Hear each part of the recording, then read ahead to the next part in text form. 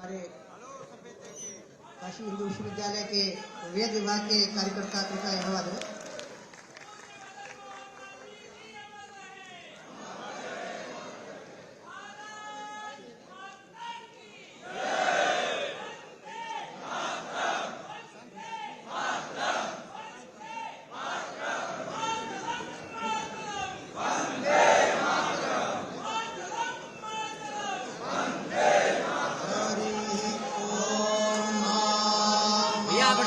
अरे भाई साहब आप आइए जल्दी।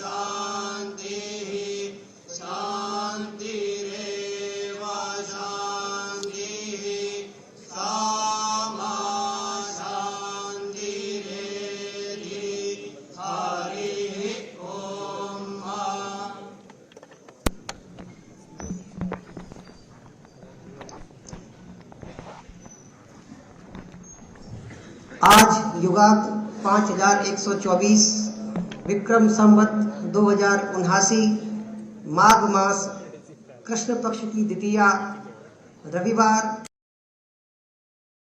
23 8 जनवरी।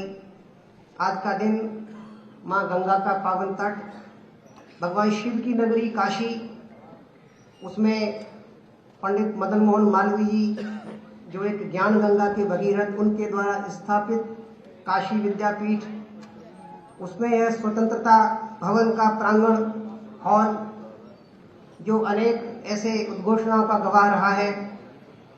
और यहाँ पर उपस्थित पूरे देश भर से आए ऐसे सुफलाम संगोष्ठी में प्रतिभागी, पूरे आसपास के जिलों से आए हुए बहुत सारे हमारे किसान एवं अन्य साथी, पूरे देश से आए अन्य ऐसे विशेष आमंत्रित अतिथिगण, मंचस्थ अतिथिगण, आप सभी का इस सुफलाम संगोष्ठी पर आयोजित जनसभा में हार्दिक स्वागत है, अभिनंदन है।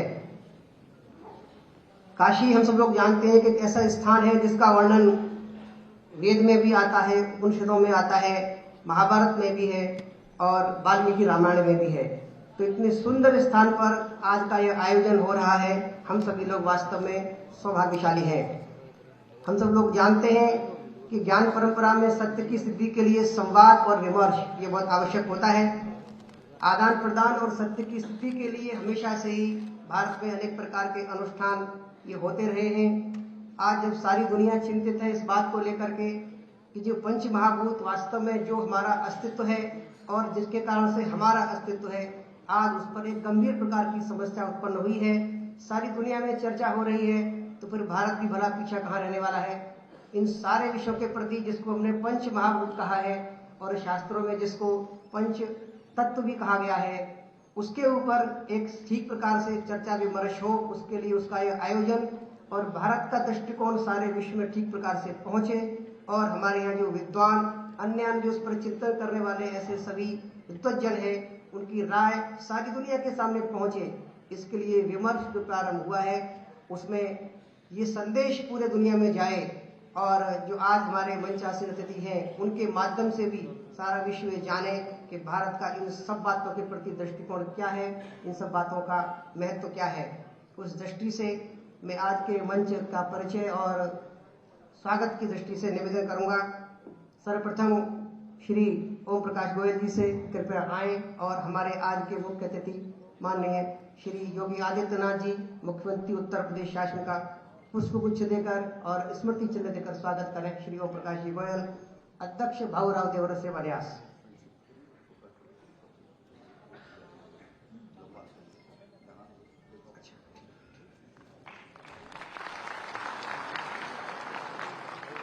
आगे मैं माननीय सुरेश भैया जी जोशी जी जो हमारे पूर्व सर्व कार्यवाह हैं, उनके स्वागत के लिए अनुरोध करता हूं। श्री चंद्रशेखर सिंह जी से जो सुफलाम संचालन समिति के सदस्य हैं, कृपया आए और माननीय भैया जी का स्वागत करें।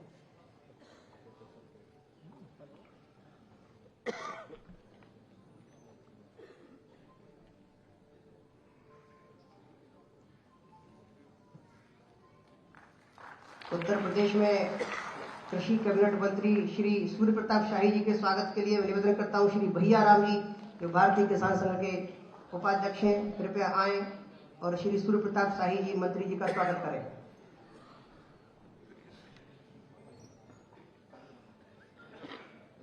श्री दिनेश कुलकर्णी जी, अखिल भारतीय संगठन मंत्री भारतीय किसान संघ,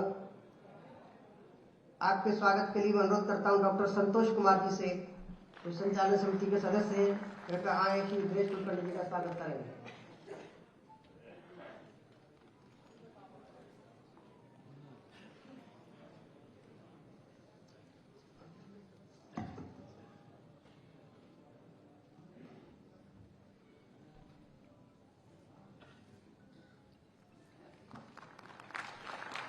स्वागत संबोधन और इस संगोष्ठी की पृष्ठभूमि के लिए मैं निवेदन करता हूं। श्री दिनेश कुलकर्णी जी जो सुफलाम आयोजन समिति के हमारे संयोजक भी हैं, कृपया आए और आज के इस अवसर पर अपना स्वागत उद्बोधन और पृष्ठभूमि रखने का कष्ट करेंगे। श्री दिनेश। धन्यवाद डॉक्टर गुनाकर जी। मंचासीन उत्तर प्रदेश के लोकप्रिय मुख्यमंत्री माननीय योगी आदित्यनाथ जी, संघ के पूर्व सर कार्यवाह माननीय भैया जी जोशी, आज के इस कार्यक्रम में कल से ही हमारे साथ में हमारा हौसला बढ़ा रहे हैं उत्तर प्रदेश के कृषि मंत्री श्रीमान सूर्य प्रताप जी, और यहाँ मंच पर उपस्थित बाकी गणमान्य, मंच के सामने बैठे हुए सभी सज्जन वृंद, हमारे देश भर के अलग अलग कोने से आए हुए इस कार्यक्रम के लिए प्रतिनिधि मंडल और उपस्थित सभी किसान भाइयों एवं बहनों,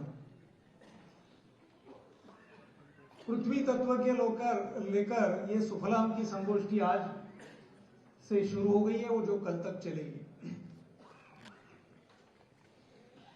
सुफलाम इस तत्व को लेकर, यानी पृथ्वी इस तत्व को लेकर जो संगोष्ठी हो रही है, इस संगोष्ठी के पीछे का उद्देश्य हम सब लोगों को ठीक से समझ लेना चाहिए।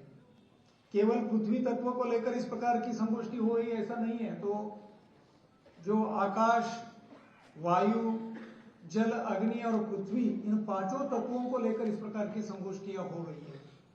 इसमें से 3 संगोष्ठियां अभी तक हो चुकी है, ये चौथी आज हो रही है और अग्नि की जो है वो बेंगलोर में इस महीने के अंत में होगी।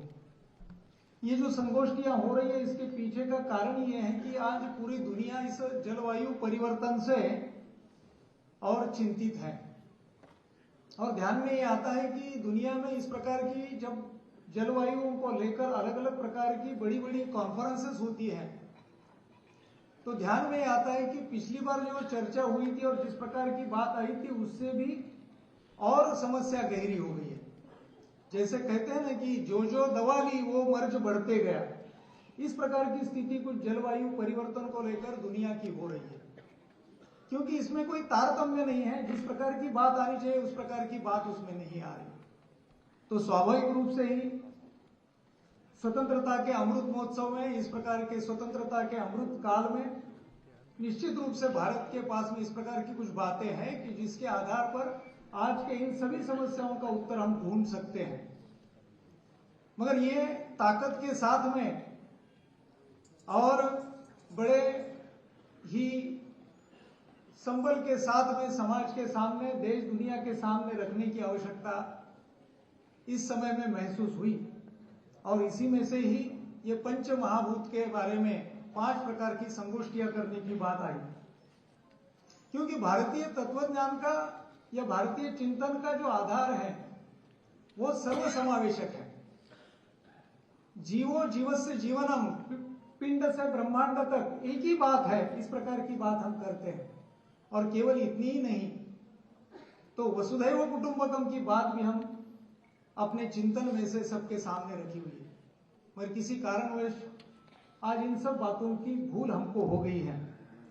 फिर से इसको सामने लाने की दृष्टि से इस प्रकार का यह प्रयास इस संगोष्ठी के माध्यम से हो रहा है। क्योंकि जब तक हम केवल मनुष्य की ही बात करेंगे, केवल हम मानव जाति की ही बात करेंगे, तो इन समस्याओं का समाधान होने वाला नहीं है। बल्कि एक परिवार समझकर हमको इन सब बातों का विचार करना पड़ेगा। शोषण न करते हुए दोहन करने की बात करनी पड़ेगी, तो उसमें से ही इन समस्याओं का समाधान हो सकता है।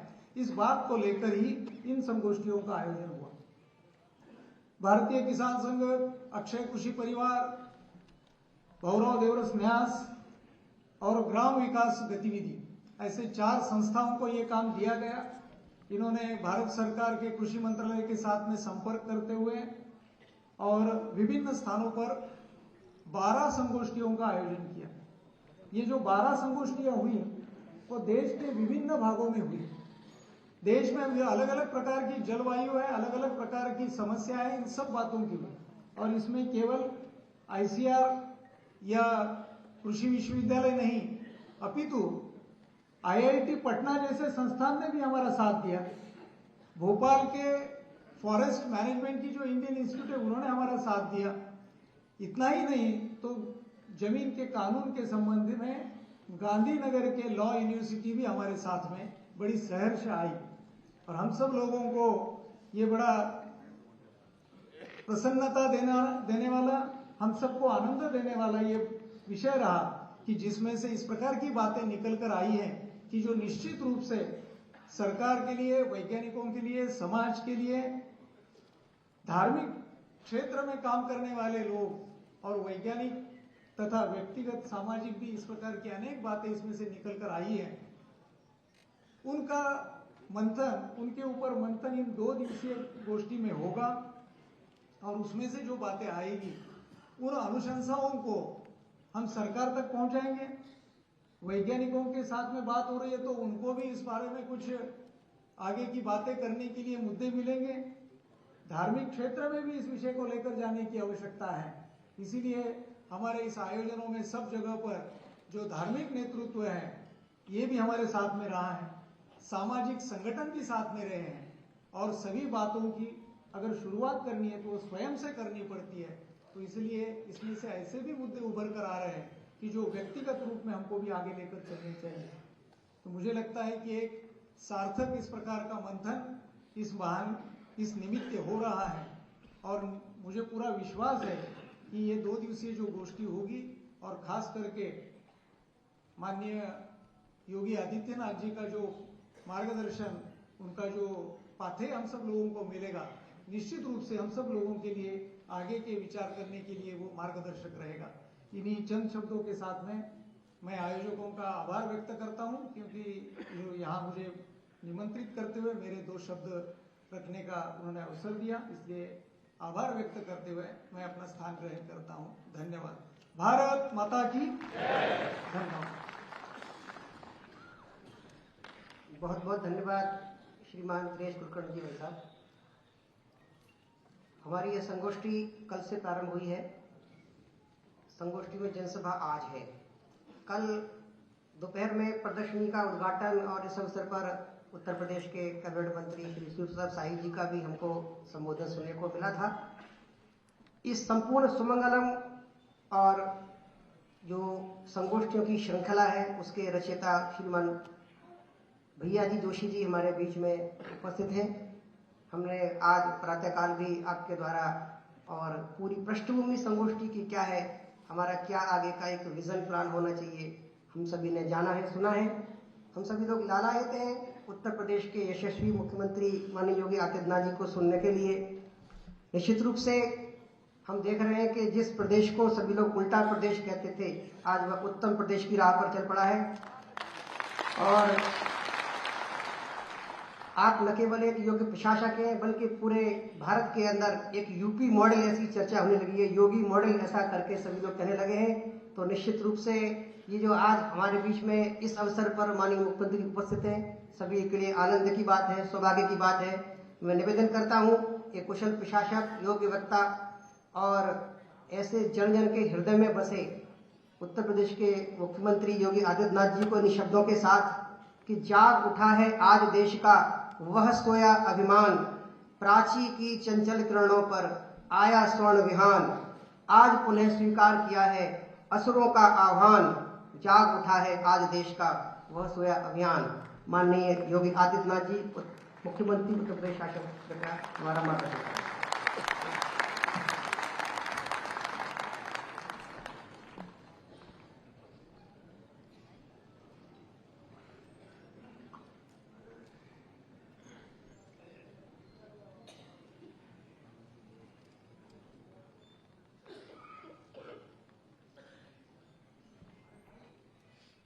नमः पार्वती पतिये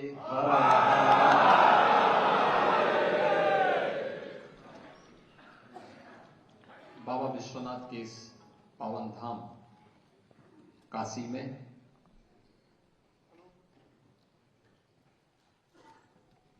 शुक्लाम पृथ्वी तत्व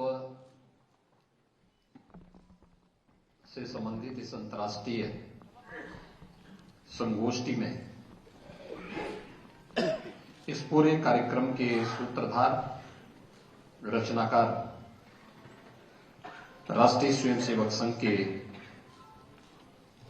पूर्व सरकारवाह सदैव भैया जी जोशी जी,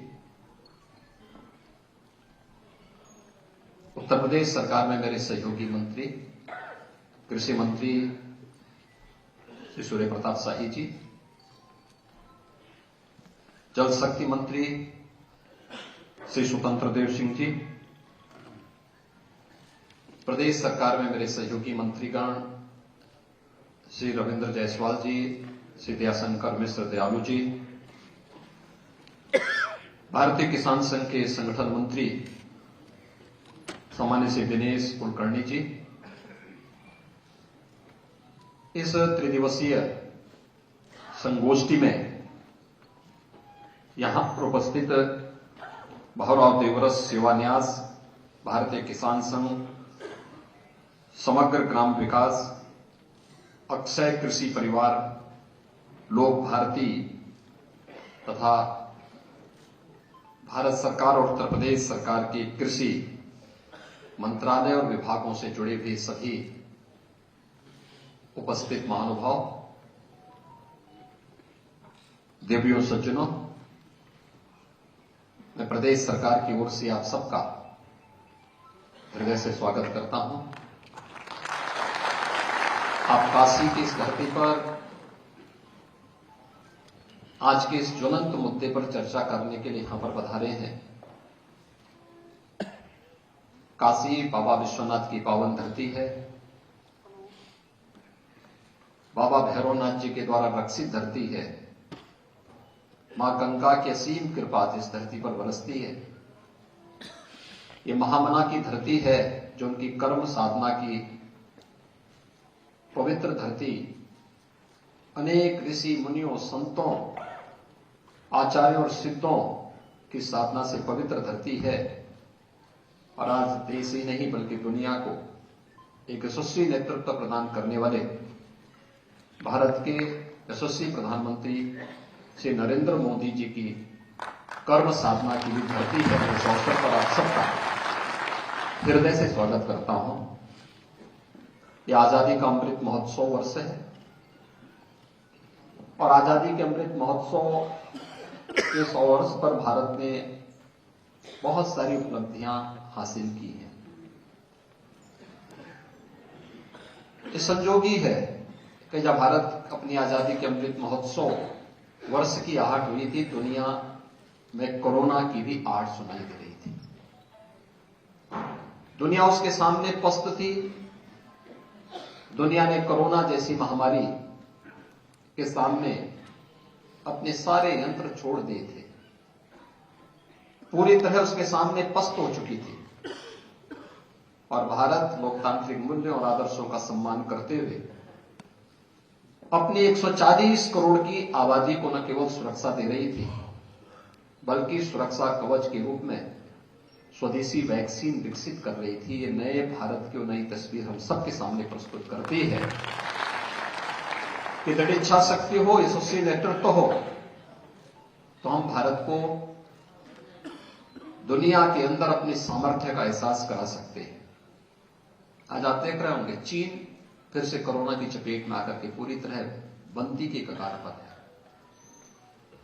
उन्होंने जो वैक्सीन बनाई थी वो फेल हो गई, लेकिन भारत के अंदर जो 2 वैक्सीन उस समय बनी थी, दुनिया के अंदर सबसे प्रभावी वैक्सीन में से उनकी गिनती है।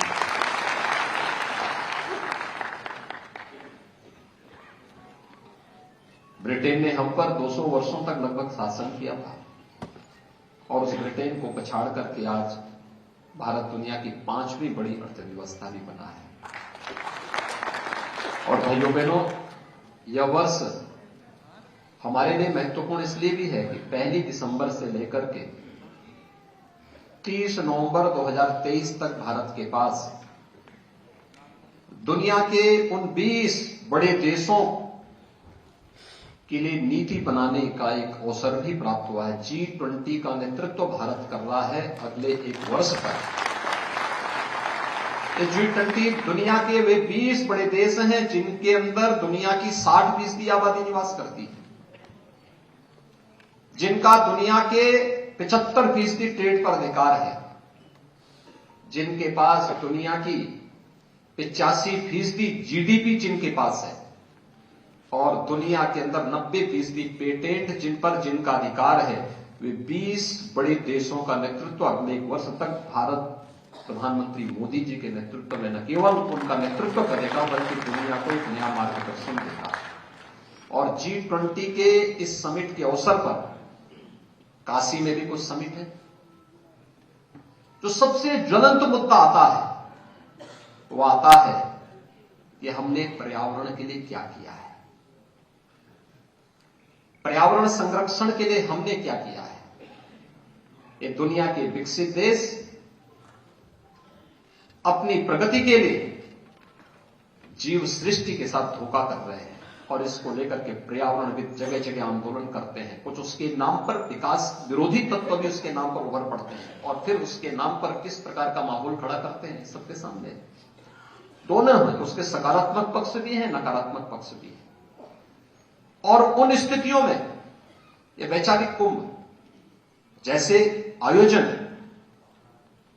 पंच महाभूतों को बचाने के लिए जिस प्रकार की एक पहल आज प्रारंभ हुई है, विचार परिवार से जुड़े हुए अलग अलग संगठनों ने मिलकर के जिस कार्यक्रम को आगे बढ़ाया है, वह अभिनंदनीय है और सराहनीय है। मैं इसके लिए सदैव भैया जी जोशी जी को और उनके मार्गदर्शन के लिए उनको हृदय से धन्यवाद भी ज्ञापित करता हूं।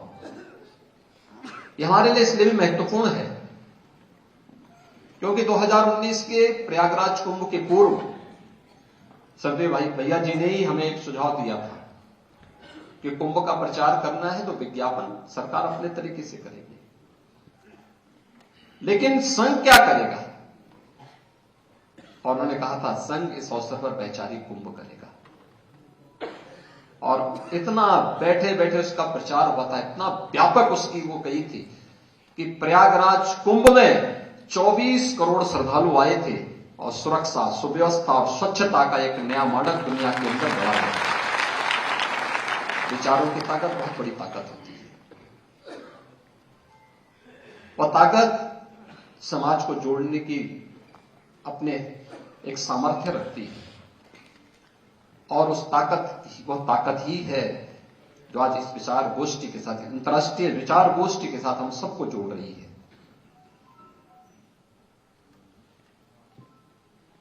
भारतीय मनीषा ने तो सदैव से इन पंच महाभूतों को, जिन्हें पंच तत्व के रूप में हम सब जानते हैं, हमारा दर्शन ने इसको उस रूप में पहचाना है। हमने तो उसको सदैव में दिया। अथर्ववेद में तो माता भूमि पुत्रोहम पृथिव्या का एक संदेश हम सबको दिया है। ये धरती हमारी माता है, हम सब इसके पुत्र हैं। और धरती अगर हमारी माता है तो क्या कोई पुत्र अपनी मां की सेहत के साथ खिलवाड़ करता है क्या? एक प्रश्न हम सबके सामने। आज धरती माता सचमुच करा रही है। आप देख रहे होंगे, मुझे इस कार्यक्रम में आने में लेट हुआ है। मुझे 2 बजे आना था, मैं 3:30 बजे पहुंचा हूं। कारण है पूरा कोहरे की चादर बिछी हुई है। गर्मी आएगी तो एक्सट्रीम आएगी, सर्दी आएगी तो इतनी जाएगी कि वास्तव में एक सामान्य जनजीवन, जीव सृष्टि के अस्तित्व के ऊपर खतरा दिखाई देता है। जब बरसात आनी तब बरसात नहीं आई। अक्टूबर में अतिवृष्टि हुई थी। ये सब क्या दिखाता है? क्लाइमेट चेंज,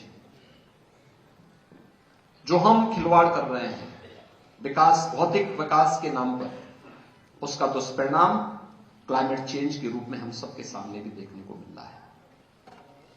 और भारतीय मनीषा ने हमेशा से इस बात को महत्व दिया था कि नहीं, हमें केवल मनुष्य के लिए नहीं, इस चराचर जगत के लिए कार्य करना है।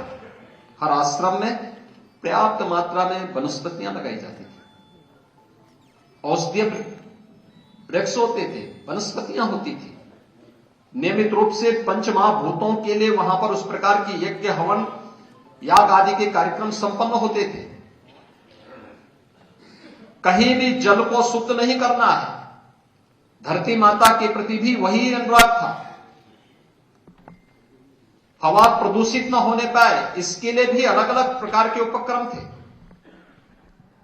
और तभी तो हमारा ऋषि कह पड़ा था कि धरती हमारी माता है, हम सब इसके पुत्र हैं, और पुत्र के रूप में क्या हमने अपने उन दायित्वों का निर्वहन किया?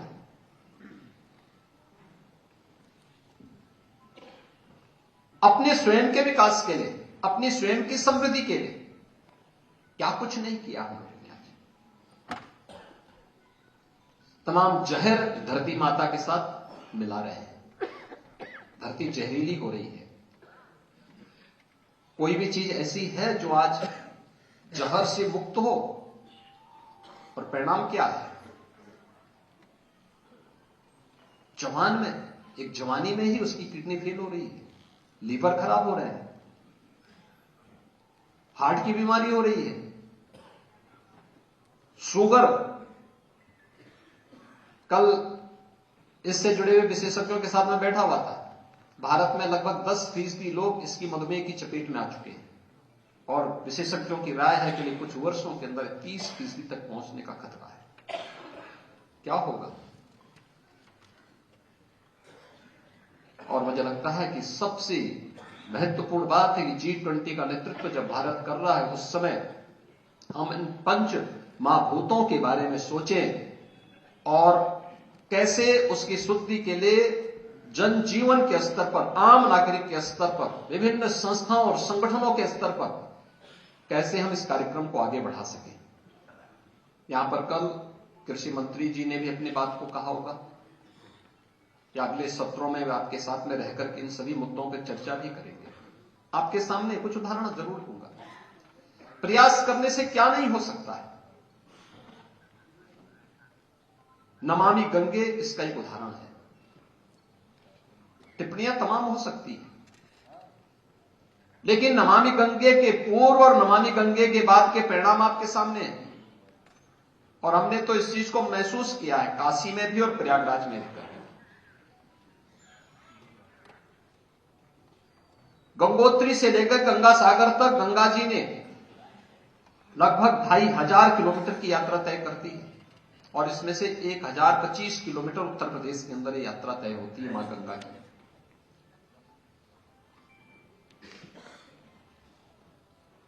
दो 2015-16 के बाद जब नमामि गंगे की परियोजना प्रारंभ होती है, उससे पहले क्या स्थिति थी? प्रयागराज में 2013 में कुंभ का आयोजन हुआ था। मॉरिशस के माननीय प्रधानमंत्री जी आए थे। वहां की गंदगी और मां गंगा की स्थिति को देख करके उन्होंने दूर से ही प्रणाम किया, स्नान करने की हिम्मत नहीं कर पाए। 2019 में कुंभ हुआ था और प्रवासी भारतीय दिवस में इसी काशी की धरती पे प्रेम हुआ था और मैंने उनसे अनुरोध किया था। मैंने कहा भी यहां आए हैं तो प्रयागराज कुंभ में भी आज आइए। अब वे कैसे मना करते, मैं अनुरोध कर रहा हूं। तो उन्होंने कहा योगी जी आया तो हूं, प्रयास करता हूं, मेरे साथ एक बहुत बड़ा डेलीगेशन है। मैंने कहा उनकी व्यवस्था करवा देते हैं।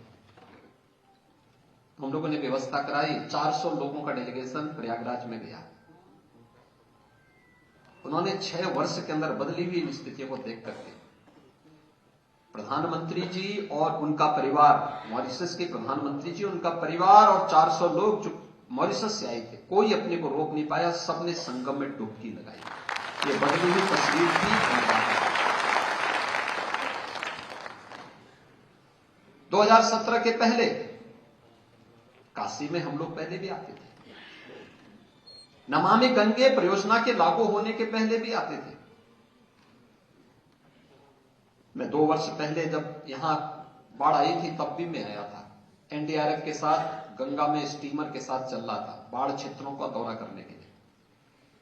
अचानक मेरे उसमें आया, मैंने प्रश्न किया एनडीआरएफ से।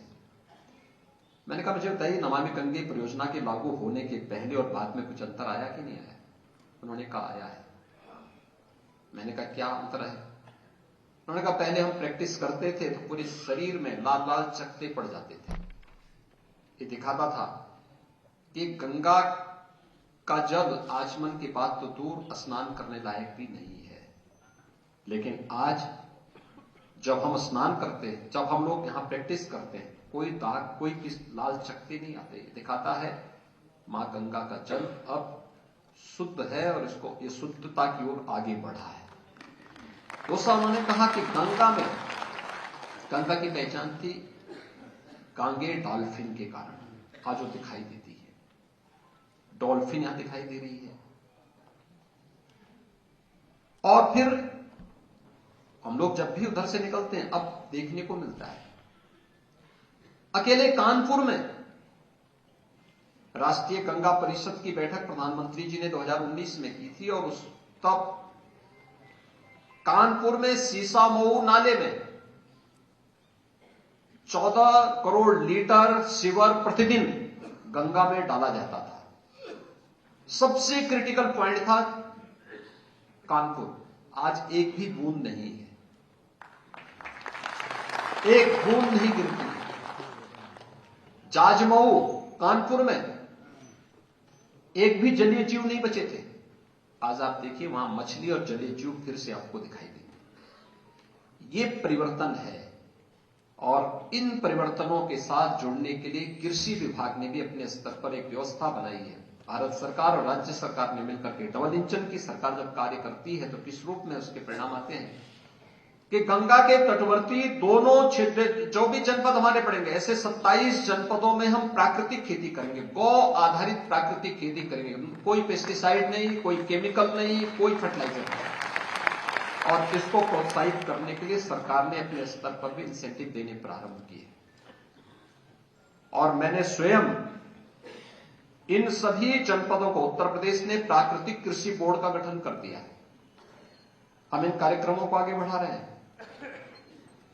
सभी कृषि विज्ञान केंद्रों को इसके साथ जोड़ा है। प्राकृतिक खेती से जो उत्पाद आएगा, इस वर्ष हम लोगों ने इसको देखा कि वास्तव में केमिकल, फर्टिलाइजर और पेस्टिसाइड का उपयोग करके कितना उत्पाद आएगा। और गौ आधारित प्राकृतिक खेती से कितना उत्पाद आता है, इसकी तुलना करो। अब आश्चर्य करेंगे कि उत्पाद में अंतर नहीं है, लेकिन लागत में अंतर है। 1 एकड़ में 12 से लेकर 15,000 रुपए की बचत हो सकती है, और 12 से 15,000 की बचत इस बात को बताती है कि किसान की लागत, जो प्रधानमंत्री मोदी जी ने कहा कि किसान की आमदनी को दोगुना से अधिक करने के लिए हमें क्या करना है, लागत को कम करना है, उत्पादकता को बढ़ाना है। अनेक कार्यक्रम भारत सरकार ने किए हैं किसान कल्याण के, अनेक कार्यक्रम चल रहे हैं। प्रधानमंत्री कृषि बीमा योजना से लेकर के प्रधानमंत्री किसान सम्मान निधि तक, लागत का 1.5 गुना दाम हो या फिर सॉइल हेल्थ कार्ड की व्यवस्था, ये सभी उसके वो हैं। और इस समय तो प्राकृतिक खेती के लिए ही एक नेशनल मिशन तैयार हो चुका है, जिस पर प्रभावी ढंग से कार्यक्रम आगे बढ़ रहा है। और मैंने देखा है, मैं इस बात को मानता था कि हम सरकारी विभागों को कहेंगे, कृषि विज्ञान केंद्रों को कहेंगे, कृषि विश्वविद्यालयों को कहेंगे, तो हो सकता है ये हमारे अनुरूप ही रिपोर्ट दे देंगे। और मैंने इसके लिए स्वयं गोरखपुर में गोरखनाथ मंदिर के कृषि फार्म में अलग से एक टीम लगाई, वहां के कर्मचारियों की टीम को ट्रेनिंग देकर के उनको लगाया। मैंने कहा मुझे बताओ कि केमिकल फर्टिलाइजर और पेस्टिसाइड डाल करके तुम्हारा उत्पादन कितना हो रहा है, और गौ आधारित खेती करने पर जिसमें जीवामृत और घनामृत आदि का उपयोग करके तुम कितना उत्पादन कर रहे हो, इसको मुझे बताओ। एवरेज पर हेक्टेयर लगभग उतना ही आया जितना केमिकल फर्टिलाइजर और पेस्टिसाइड डाल करके हुआ था। लेकिन प्राकृतिक खेती, जो हमने गौ आधारित प्राकृतिक खेती की थी, इसकी लागत कम आई है, उत्पादन उतना ही हुआ है, और प्रति एकड़ 12 से 15,000 रुपए की बचत अतिरिक्त हुई है। इसके माध्यम से दिखाता है कि धरती माता की सेहत को बचाने के लिए कृषि में या फिर बागवानी में हम लोग अगर इसका उपयोग करेंगे तो काफी बड़े पैमाने पर इन कार्यक्रमों को हम आगे बढ़ा सकते हैं। और यह सबसे अच्छा समय है जब हम धरती माता के इस ऋण से उऋण होने के लिए, किसी कालखंड में भारत में खाद्यान्न में आत्मनिर्भरता के लक्ष्य को प्राप्त करने के लिए हमने केमिकल फर्टिलाइजर और पेस्टिसाइड उस समय की आवश्यकता पड़ी होगी। लेकिन आज जब भारत दुनिया की उन 20 प्रतिष्ठित देशों का नेतृत्व कर रहा है, तब दुनिया को एक नई राह दिखाने के लिए एक दूसरा गाय को भी हमने मां माना है। तो गौ माता के प्रति अपनी सनातन आस्था को और प्रगाढ़ करने का भी एक अवसर है, जब गौ आधारित खेती को बढ़ावा देकर के हम इस दिशा में अच्छा कार्य कर सकते हैं। और इस दिशा मुझे लगता है कि भारत के ग्रंथ, भारत के सभी पवित्र धार्मिक ग्रंथ इस बात की प्रेरणा हमें सदैव देते रहे हैं, सदैव उस दिशा में एक नई प्रेरणा प्रदान करते रहे हैं। हम सब इससे कुछ नया करने की दिशा में प्रयास करेंगे। यह एक दूसरा, हम लोगों ने गंगा के तटवर्ती 27 गांवों के साथ साथ पूरे बुंदेलखंड के 7 जनपदों को भी प्राकृतिक खेती के लिए चुनाव किया है। हम उस पर कार्य अपना आगे बढ़ा रहे हैं। हमने तय किया है इसके सर्टिफिकेशन की कार्रवाई को भी हम अलग अलग जगह लैब्स बनाएंगे। यहां वाराणसी में हमारी लैब जो इस बात को साबित कर सकेगी, इसको प्रमाणित करेगी कि यह जो बीज है या जो प्रोडक्ट है या प्राकृतिक है या ऑर्गेनिक है, वह लैब यहां काशी में लगभग तैयार होने जा रही है। इसके अलावा 8 अन्य जनपदों में सरकार अलग से अपनी लैब स्थापित कर रही है। और हम लोगों ने हर कमिश्नरी मुख्यालय में, मंडी समिति में प्राकृतिक और जैविक खेती का एक आउटलेट अलग से स्थापित कर दिया है, जहां पर उस आएगा तो उसको हम खरीदेंगे, फिर उसको मार्केटिंग देंगे। हर कृषि विज्ञान केंद्र, 89 कृषि विज्ञान केंद्र प्रदेश में है, 6 कृषि विश्वविद्यालय हैं, जिसमें 4 प्रदेश शासन के द्वारा संचालित हैं। इन सबको कहा है कि वे प्राकृतिक और जैविक प्रोडक्ट के सर्टिफिकेशन के लिए वे अपनी लैब को तैयार करें, राज्य सरकार उनको अनुदान देगी और वह फिर उसको प्रमाणित करके भेजें, जिससे हम मार्केटिंग उन सभी उत्पादों की कर सकें और बहुत अच्छा उसका उत्पाद उपलब्ध हो रहा है। और ये वास्तव में हम अपने धरती माता के ऋण से अपने को ऋण करने की दिशा में एक नया प्रयास ये होगा और इस दिशा में पंच महाभूतों की रक्षा के लिए उसको फिर से उसके वास्तविक स्वरूप में प्रदान करने के लिए, ये केवल एक खेती किसानी तो उसका एक छोटा सा हिस्सा है, लेकिन वास्तव में इस चराचर जगत की रक्षा करने के लिए, उसके संरक्षण के लिए चलाए जाने वाले एक बृहद अभियान का ये हिस्सा होगा। और हम सब, आप सब उस परंपरा के साथ जुड़े हुए हैं। ये ऋषि परंपरा से जुड़ करके हम सबको आनंद की अनुभूति होनी चाहिए, गौरव की अनुभूति होनी चाहिए, और इसमें कुछ भी प्रयास हो सकता है तो यह हमारे ऋषि ऋण से उऋण होने का एक माध्यम और एक हमारे पास एक रास्ता होगा। इस विश्वास के साथ इस त्रिदिवसीय संगोष्ठी के लिए मैं यहां पर आयोजकों को हृदय से धन्यवाद देता हूं और विश्वास व्यक्त करता हूं हम किसी निष्कर्ष पर अवश्य निकलेंगे। शासन आपके इस पूरे अभियान को पूरा समर्थन करेगी और धरती माता की सेहत के लिए जिस भी प्रकार के कदम उठाने की आवश्यकता पड़ेगी, हम लोग पूरी मजबूती के साथ इसके साथ खड़े होंगे। आप सबके प्रति मेरी शुभकामनाएं। धन्यवाद। जय हिंद।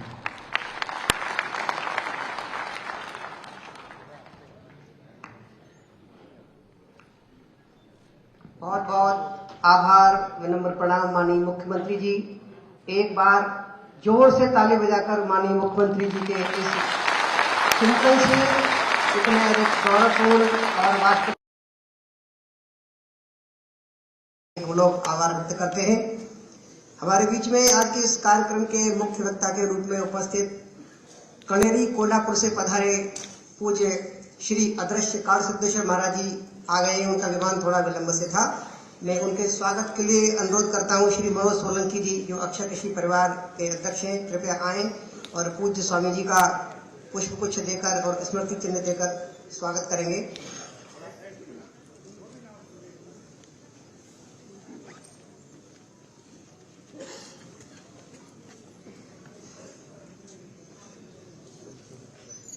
पूज्य स्वामी जी, जो हम गीता में कहते हैं कर्म का सिद्धांत, वास्तव में उसको शिव संकल्प के रूप में और अंगीकार करते हुए साक्षात धरती पर स्वामी जी ने कनेरी मठ में साकार किया है। महाराष्ट्र का कोल्हापुर जिले का कनेरी, जो कि 7वीं शताब्दी का एक काल सिद्धेश्वर परंपरा का एक स्थिर पीठ है, श्री सिद्धगिरी मठ, आप उसके 49वें मठाधिपति के रूप में हैं। आज स्वामी जी के नेतृत्व में मठ द्वारा शिक्षा, स्वास्थ्य, कृषि, गौ सेवा, ग्राम विकास, स्वावलंबन, प्राच्य विद्या, ललित कलाएं, विविध कौशल, भारतीय संस्कृति, महिला सशक्तिकरण, पर्यटन, अध्यात्म, ऐसे सैकड़ों प्रकल्प उस वहां पर कनेरी मठ में संचालित हैं। स्वामी जी की सरलता और मधुरता वास्तव में सबको बहुत आकर्षित करती है। और मैं स्वामी जी, जो आज के हमारे मुख्य वक्ता है, उनसे अनुरोध करता हूँ कृपया अपना आशीर्वचन इस अवसर पर हम सभी को प्रदान करेंगे। पूज्य स्वामी जी।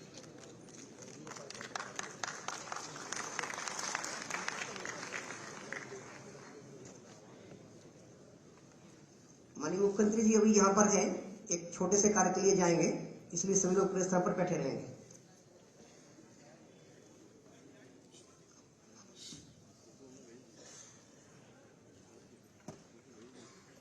सुफलाम के